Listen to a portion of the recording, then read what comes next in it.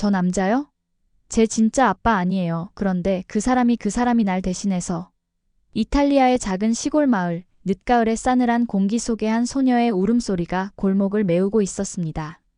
사람들은 고개를 돌렸지만 아무도 다가서지 않았습니다. 그날 그곳에서 한 한국인 남자가 낯선 아이를 위해 자신의 목숨을 걸게 될 줄은 누구도 상상하지 못했죠.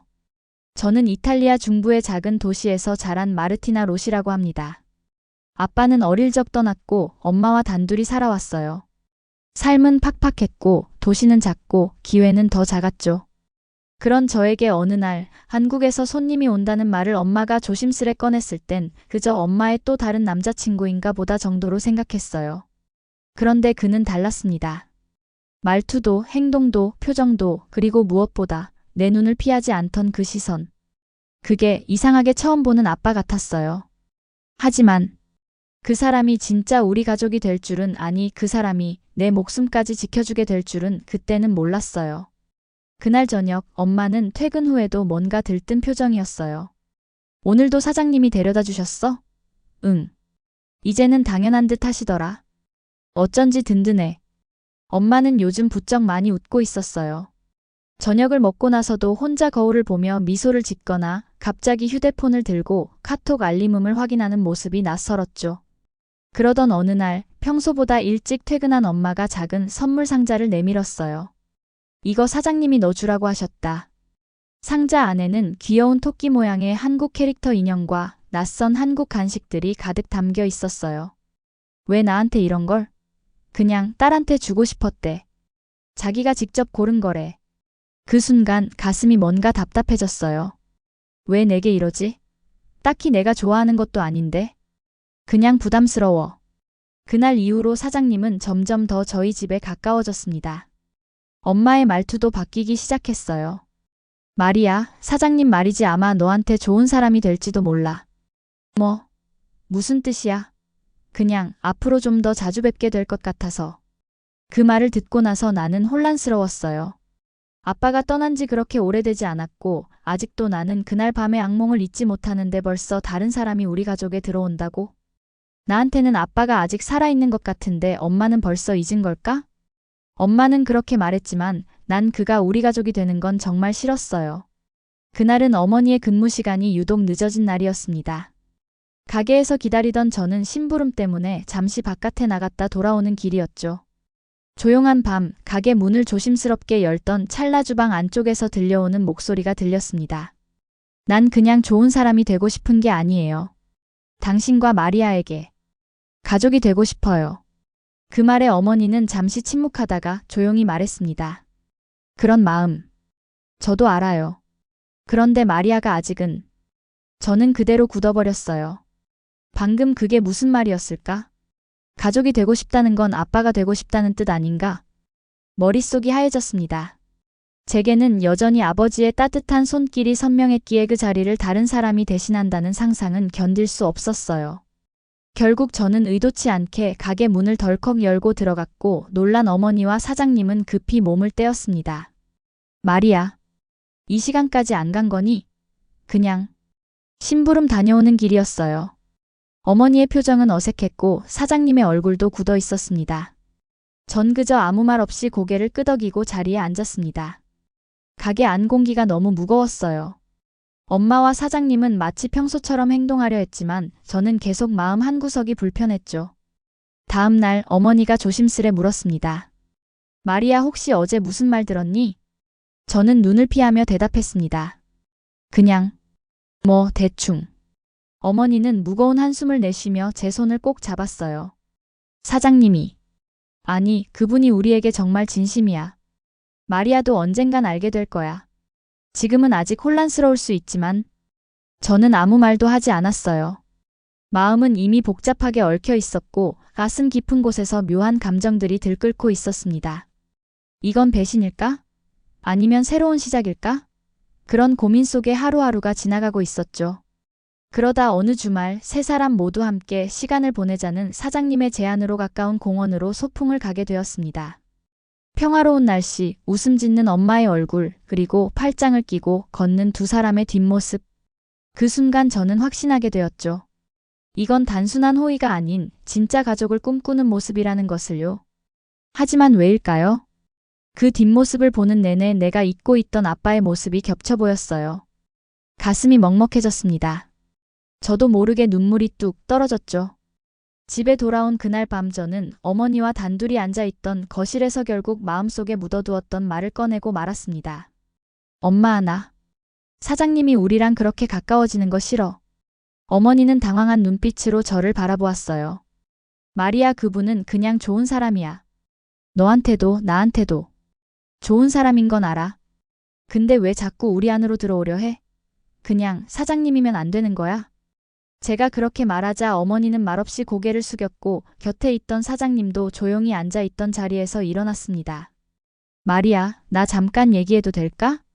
저는 무겁게 고개를 끄덕였어요. 사장님은 조용히 거실 한켠에 앉으며 저를 바라보았습니다. 네가 나를 부담스러워하는 거 안다. 억지로 마음 열라는 말 안 할게. 하지만 너한테만은 솔직해지고 싶어. 사장님은 천천히 말문을 열었습니다. 너와 내 엄마를 처음 봤을 때 이 사람들이 얼마나 버티며 살아왔는지 눈빛만 봐도 알 수 있었어. 나는 그냥 너희가 더 이상 두려움 없이 하루를 보내길 바랄 뿐이야. 그리고 가능하다면 그 하루를 함께하고 싶어. 저는 그 말을 듣고도 고개를 들지 못했습니다. 눈물이 핑 돌았거든요. 사장님의 말 속에는 거짓이 없었고 그 마음이 진심이라는 것도 느껴졌지만 그래도 저는 아직 준비가 되지 않았습니다. 그날 이후 저는 일부러 사장님을 피해 다녔고 엄마에게도 퉁명스럽게 대하기 시작했죠. 어머니는 슬픈 눈빛으로 저를 바라보며 조용히 말씀하셨어요. 마리아야, 너도 알고 있잖아. 그 사람이 너한테 해준 게 얼마나 많은지. 나는 내가 혼자 두려움에 떨지 않았으면 해서 사장님 가게에서 일하게 된 거고 그 사람이 너를 가게에 데리고 오라고 했을 땐 정말 고마웠어. 넌 아직 어려서 모르겠지만 어른이 된다는 건 누군가의 손을 다시 잡는 용기를 내는 일이야. 그 말을 듣는 순간 저는 또 다시 눈물이 났습니다. 하지만 그 눈물은 혼란스러움이 아니라 조금은 이해의 감정이 섞인 눈물이었죠. 그날 이후 사장님은 아무 말 없이 조용히 저를 배려해 주셨습니다. 가게에 갈 때마다 사장님은 제게 말을 거는 대신 한쪽에 조용히 공부할 수 있는 공간을 만들어 주셨고 때론 제가 좋아하는 과자나 음료수를 책상 위에 조용히 올려두곤 했죠. 마리아, 이건 지난번에 너랑 얘기하다가 너무 좋아한다고 한 그 과자야. 요즘은 잘 안 보이길래 사놨어. 그 말을 듣고 저는 말없이 고개만 끄덕였지만 마음속 어딘가에서는 조금씩 따뜻한 온기가 퍼져가고 있었어요. 그런 사장님과 엄마는 여전히 조심스럽게 서로를 배려하며 조금씩 더 가까워졌습니다. 그리고 어느 주말 사장님은 엄마와 저에게 한 번쯤 다 같이 나들이를 가보자고 제안했어요. 근처에 사람들이 많이 안 가는 작은 공원이 있어요. 한적해서 산책하기도 좋고 벤치에 앉아 바람 쐬기도 좋아요. 처음엔 가기 싫었지만 엄마의 간절한 눈빛에 못 이겨 저는 함께 가게 되었죠. 그날 햇살은 따뜻했고 바람은 시원했어요. 벤치에 앉아 조용히 앉아 있는데 사장님이 가방에서 무언가를 꺼내 제게 내밀었습니다. 이건 뭐예요? 네가 좋아한다고 했던 책이더라고. 지나가다 문득 생각나서 샀지. 저는 그 책을 보며 괜히 울컥해졌습니다. 누군가가 제 말을 기억하고 제 취향을 생각해줬다는 것만으로도. 그때였어요. 갑자기 공원 한쪽에서 싸우는 듯한 고성과 소란이 들려왔습니다. 나, 이 자식아. 내 아이 놓으라고. 저와 엄마, 사장님은 동시에 고개를 돌렸고 멀리서 한 남성이 어린아이를 붙잡고 있는 장면이 보였어요. 엄마는 순간 움찔했고 저도 너무 놀라 아무 말도 하지 못했죠. 그런데 그 순간 사장님이 아무 말도 없이 쏜살같이 그쪽으로 달려가기 시작했습니다. 사장님. 저는 얼어붙은 채 그 모습을 바라보기만 했고 엄마는 입을 틀어막은 채 그 자리에 주저앉고 말았죠. 사장님은 아이를 붙잡고 있던 남성과 단호하게 대치하기 시작했어요. 당신 뭐 하는 겁니까? 아이를 놔요, 당장. 남성은 사나운 눈빛으로 사장님을 노려보았고 순간 주먹이 날아들었습니다. 하지만 사장님은 피하지 않고 단단히 아이를 품에 안은 채 남성을 제지하려 애썼습니다.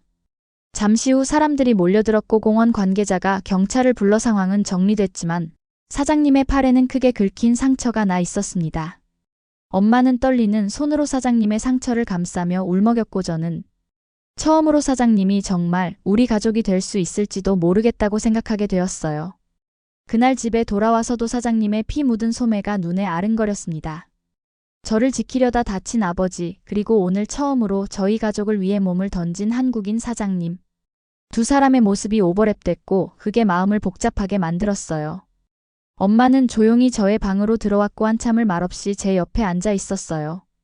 그리고 조심스럽게 말을 꺼냈죠. 마리아야, 오늘 일 보고 나니까 나도 더 이상 이 사람을 그냥 사장님이라 부를 수 없겠더라. 저는 그 말에 아무 대답도 하지 않았어요. 엄마는 잠시 말을 멈췄다가 조금 떨리는 목소리로 이어갔죠. 사실 그동안 말하지 않았던 게 하나 있어. 이 사람 나한테 재혼하자고 했어. 그 순간 내 머릿속은 하얘졌습니다. 이미 짐작은 하고 있었지만 직접 그 말을 들으니 가슴이 먹먹해졌어요. 그래서 어떻게 할 건데?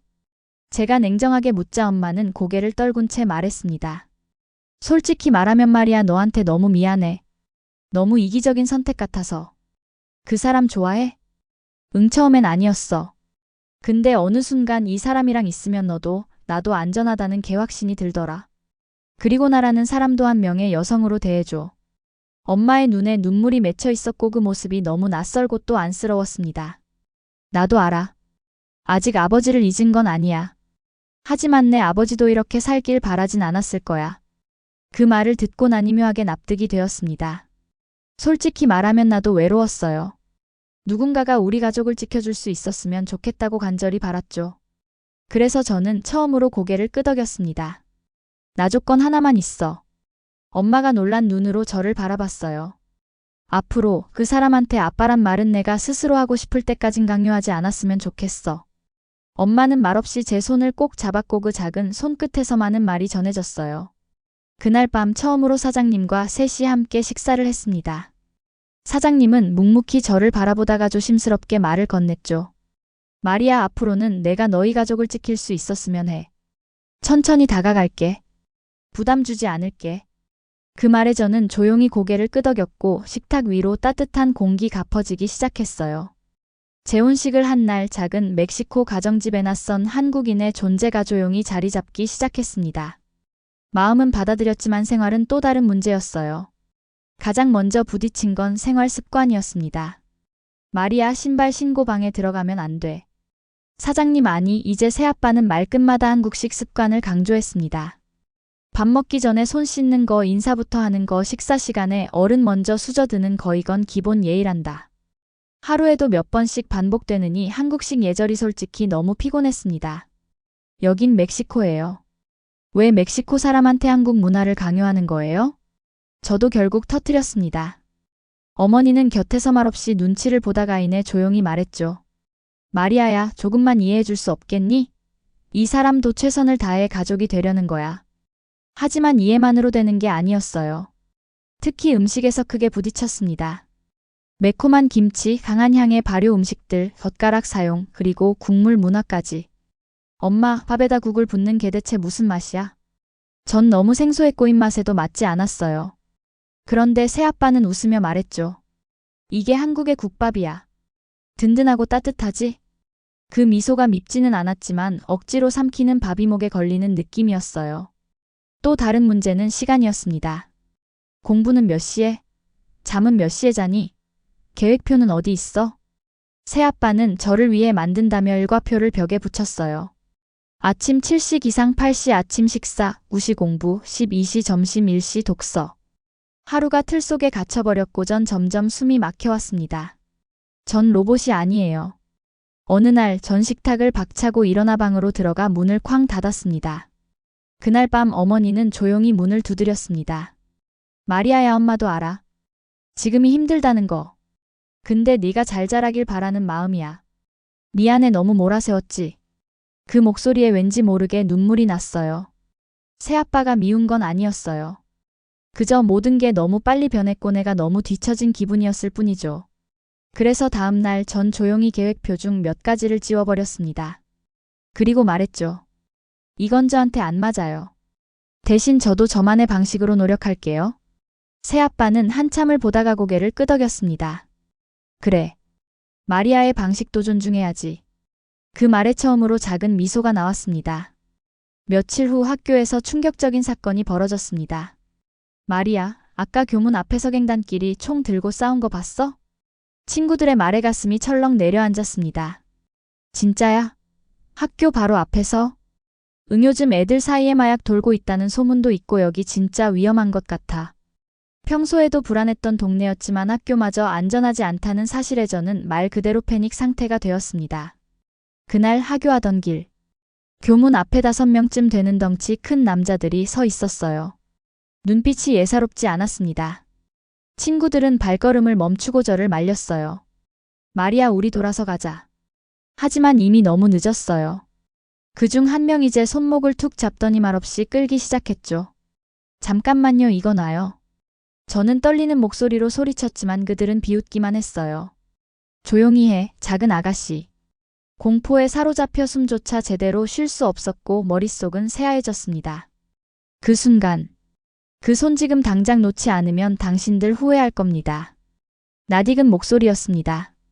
고개를 돌리자 헐레벌떡 뛰어오는 새아빠가 보였어요. 정장 차림, 구겨진 넥타이, 그리고 숨이 턱에 찬 얼굴. 내 딸은 건드리는 순간 넌 끝이야. 말끝과 동시에 새아빠는 저를 확 끌어당기며 그들을 강하게 밀쳤습니다. 순간 놀란 그들은 잠시 뒤로 물러났고 넌 새아빠 품에 안겨 그 자리에서 엉엉 울고 말았어요. 괜찮아, 마리아. 이제 괜찮아. 그 말이 어찌나 따뜻하던지. 경찰이 도착하자 그들은 도망쳤고 새아빠는 경찰에게 모든 상황을 설명했죠. 집에 돌아온 뒤에도 그날 일은 제 머릿속을 떠나지 않았습니다. 새아빠 어떻게 알고 오셨어요? 오늘따라 불안했어. 마음이 이상해서 일하다 말고 뛰어나왔지. 그 말에 울컥 눈물이 터졌습니다. 내가 미안해요. 그동안 너무 냉정하게 굴어서. 아니야, 마리아. 그럴 수 있지. 하지만 기억해. 언제 어디서든 널 지키는 사람은 항상 내 곁에 있을 거라는 거. 그날 이후 새아빠와 저는 처음으로 진짜 가족처럼 서로의 마음을 껴안게 되었어요. 그날 이후 새아빠는 말 없이 매일 아침 저를 학교에 데려다 주셨습니다. 그리고 하교 시간에도 언제나 학교 앞에 그 익숙한 차가 서 있었죠. 마리아, 오늘 수업 어땠어? 응, 그냥 그랬어요. 짧은 대화였지만 그건 우리 사이가 조금씩 가까워지고 있다는 증거였어요. 며칠 후 새아빠가 스마트폰을 꺼내 저에게 보여준 앱이 있었습니다. 혹시 몰라서 이런 걸 깔아봤어. 그건 위치 공유 앱이었어요. 이 앱을 깔면 가족끼리 서로의 위치를 실시간으로 확인할 수 있대. 무슨 일이 생기면 바로 알 수 있게. 처음엔 망설였지만 문득 며칠 전 그 위험한 순간이 떠올랐습니다. 좋아요. 저도 설치할게요. 그날 밤 우리는 셋이서 거실 소파에 나란히 앉아 앱을 설치하고 위치를 공유했습니다. 엄마는 항상 여기 있겠네. 아빠는 여기가 회사고. 그 단순한 지도 속에 어쩐지 가족이라는 단어가 살며시 떠오르기 시작했어요. 그 이후 아침마다 새아빠는 이렇게 말했죠. 잘 다녀와, 마리아. 화이팅. 응, 다녀올게요, 아빠. 저도 모르게 튀어나온 그 말, 아빠. 순간 어색한 정적이 흘렀지만 새아빠는 미소를 지으며 고개를 끄덕였어요. 오늘 하루가 정말 따뜻하구나. 그 짧은 말 한마디에 눈시울이 붉어졌습니다. 어느 날은 새아빠가 회사에서 돌아오시며 작은 선물을 들고 오셨습니다. 마리아, 이거 받아봐. 열어보니 한국 전통 간식이 들어있었어요. 이게 뭐예요? 쌀로 만든 강정이야. 한국에서는 이런 걸 먹으면서 가족끼리 정을 나누곤 해. 그 말에 어쩐지 가슴이 뭉클해졌습니다. 그날 밤 우리는 셋이서 거실에서 나란히 앉아 강정을 먹으며 한국 드라마를 함께 봤어요. 엄마는 웃고 있었고 새아빠는 리모컨을 들고 자막을 켜주며 설명을 해줬습니다. 저는 그 순간 이제야 진짜 가족이 되었구나 하고 느낄 수 있었습니다. 행복한 일상이 조금씩 익숙해질 무렵 서로 다른 문화는 작은 균열을 만들어내기 시작했습니다. 마리아, 식탁에서 발장난은 하지 말자. 한국에서는 식사 예절이 엄격하거든. 알았어요. 근데 그냥 다리 흔든 건데. 그래도 식탁은 조심해야 해. 새아빠의 마른 지적이라기보다는 권유에 가까웠지만 그 순간 저는 통제받고 있다는 기분이 들었어요. 그리고 또 어느 날. 마리아, 너 방 좀 치우자. 이제 고등학생이잖아. 스스로 정리정돈은 기본이지. 이 정도면 괜찮은데 꼭 한국처럼 빡빡하게 살아야 해요? 그 말에 엄마는 조용히 눈치를 받고 새아빠는 입꼬리를 내린 채 말없이 방을 지나쳤습니다. 식사 시간. 한 상 가득 차려진 김치찌개와 나물 반찬들. 새아빠는 정성껏 한국 음식을 만들어 놓았지만 제 입맛에는 강한 향과 맵기가 부담스러웠습니다. 나 이거 조금만 먹을게요. 너무 매워요. 그래? 그럼 다음엔 덜 맵게 해볼게. 표정은 웃고 있었지만 그 미소 뒤에 작은 서운함이 숨어 있는 걸 저는 알아챘습니다. 어느 날 학교에서 한국 친구들이 연애 이야기를 하는 걸 들은 뒤집에 와서 아무렇지 않게 말했죠. 나도 마음에 드는 친구 생긴 것 같아요. 그러자 새아빠의 표정이 순간 굳어졌습니다. 마리아, 공부가 더 중요해. 지금은 연애보다 미래를 준비해야 할 때야. 왜요? 전 아직 학생이잖아요. 친구랑 잘 지내고 싶다고 말한 건데. 그날 저녁 엄마와 새아빠는 작은 소리로 서로 대화를 나눴고 전 그 분위기를 모른 척하며 방으로 들어왔습니다. 역시 우린 다른 문화 속에서 살고 있구나. 하지만 그 다름이 사랑을 흔드는 건 아니었습니다. 새아빠는 여전히 매일 아침 제게 미소를 지어줬고 엄마는 그런 새아빠를 조용히 바라보며 따뜻하게 웃었습니다. 그 미소 속에서 저는 생각했죠. 시간이 좀 걸려도 조금씩 서로를 배워가는 거겠지. 그날은 기억하고 싶지 않은 하루였습니다. 학교 앞에서 갑작스럽게 벌어진 폭력 사태. 마리아, 뒤로 가. 새아빠가 숨 가쁘게 달려와 제 앞을 막아섰습니다. 한 무리의 남학생들이 무작정 싸움을 걸어왔고 그중 누군가가 제 팔을 붙잡았을 때였습니다. 새아빠는 단 한순간도 주저하지 않았어요. 몸을 던져 저를 밀어내고 그 손을 뿌리치며 강하게 외쳤습니다. 이 아이는 내 딸이야. 순간 그 말이 제 귓가에서 크게 울렸습니다. 경찰이 도착하고 상황은 금방 정리됐지만 제 마음은 정리가 되지 않았습니다. 차에 타고 오는 길 창밖을 보며 입을 꾹 다물고 있었어요. 그때 새아빠가 말없이 제 손등에 자신의 손을 포겠습니다. 마리아, 무서웠지? 미안해. 아빠가 좀 더 빨리 올 걸 그랬어. 그 말에 참았던 눈물이 쏟아졌습니다. 왜 그렇게까지 하세요? 너는 내 딸이니까. 그날 밤 저는 처음으로 스스로 아빠의 방문을 열었습니다. 혹시 괜찮으세요? 다치신 데는 없어요? 괜찮아. 우리 마리아만 안 다쳤으면 됐지. 저는 말없이 새아빠의 무릎에 살포시 머리를 기대었어요. 아빠 고마워요. 그 짧은 말 한마디에 새아빠는 눈시울을 붉혔고 엄마는 부엌에서 훌쩍이는 소리를 냈습니다. 그날 이후 우리 셋은 진짜 가족이 되었어요. 더는 문화의 차이도 생활 방식의 차이도 우리 셋 사이를 가르지 못했습니다. 서로를 보호하려는 마음, 그 마음 하나면 충분했습니다. 그로부터 1년이 흘렀습니다. 저는 이제 한국 학교에 완벽히 적응했고 한국어도 꽤 자연스럽게 말할 수 있게 되었어요. 엄마는 한국의다문화센터에서 스페인어 강사로 일하시며 자신의 삶을 다시 시작하셨고 아빠는 작은 식당을 직접 차리셨어요. 이탈리아식 가정식과 한식을 결합한 특별한 메뉴로 손님들을 맞으며 정말 바쁘게 지내고 계세요. 하루는 가족 셋이 식탁에 둘러앉아 저녁을 먹고 있었어요. 아빠는 김치찌개를 떠먹으며 말없이 절 바라보더니 입을 열었습니다. 마리아, 요즘 네가 너무 자랑스럽다. 한국말도 이렇게 잘하고 친구도 많이 생기고 정말 멋진 딸이야. 저는 부끄러워 숟가락을 내려놓고 웃었어요. 아빠 그렇게 말하면 또 울잖아요. 울어도 돼. 이런 날이 오기만 매일 바랐거든. 그리고 아빠가 작은 종이 한 장을 꺼내 제 앞에 내밀었습니다. 이거 한국 시민권 신청서야. 네가 원하면 이제 한국 국적도 가질 수 있어. 전 잠시 말없이 그 서류를 바라보다가 고개를 끄덕였습니다. 할게요. 저 이제 한국인이잖아요. 아니 아빠 딸이니까. 아빠는 웃으며 제 머리를 쓰다듬었고 엄마는 흐뭇한 얼굴로 우리 둘을 바라봤어요. 이제 저희 가족은 어떤 문화든 어떤 언어든 함께라면 문제가 되지 않아요. 가족은 피가 아니라 함께한 시간과 마음으로 만들어지는 거란 걸 알게 되었으니까요. 아빠. 응. 저 오늘도 너무 행복했어요. 그래, 아빠도. 그날 밤 서울 하늘은 맑았고 거실 창문 밖으로 보이던 도시의 불빛은 이전과는 달리 참 따뜻해 보였어요. 오늘 이야기를 보면서 마음속에 이런 생각이 들었어요. 피로 맺어진 가족만이 진짜 가족일까? 가슴으로 안아준다면 그게 진짜 가족 아닐까요? 이탈리아에서 건너온 감동의 이야기처럼요. 진심은 국경도, 언어도, 문화도 모두 뛰어넘는 법이니까요.